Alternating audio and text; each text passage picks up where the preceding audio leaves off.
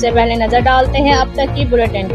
जी बिल्कुल, बिहाड़ी के नवाही इलाके 37 फाटक पर अल्ताफ़ नामी शख्स किराए पर जगह लेकर फैक्ट्री लगाकर अरसा दराज से जेली कुकिंग ऑयल तैयार करता था, जिसमें मुर्दा मुर्गियां व दीगर मुर्दार जानवरों के अज़ा इस्तेमाल करता था। ये ऑयल घरेलू इस्तेमाल के साथ साथ समोसे पकोड़े बनाने वाली और बेकरियों पर सप्लाई किया जाता था। स्पेशल टीम की इतला पर SHO थाना माचीवाल खुरम असरार गुज्जर और महकमा पंजाब फूड अथॉरिटी ने मुश्तरका कार्रवाई करते हुए कुकिंग ऑयल तैयार करती फैक्ट्री पकड़ ली, जहां भारी मकदार में मर्दार मुर्गियों के अलावा तैयार शुदा कुकिंग ऑयल भी मौजूद था, जबकि कुकिंग ऑयल तैयार भी किया जा रहा था। तमाम अशिया को कब्जे में लेने के बाद मुर्दा मुर्गियों को जला दिया गया, जबकि सैकड़ों लीटर तैयार शुदा जेली कुकिंग ऑयल ज़ाया कर दिया।